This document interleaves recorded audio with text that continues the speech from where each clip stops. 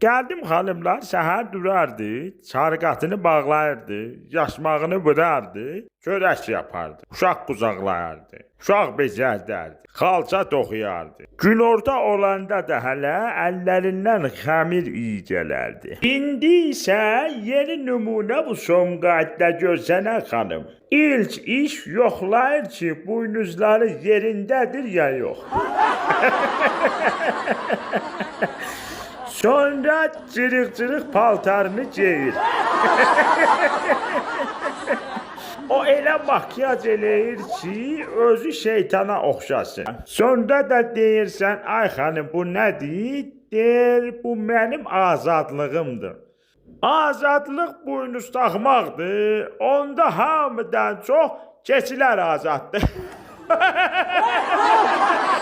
Keçilər hamıdan çox azaddır.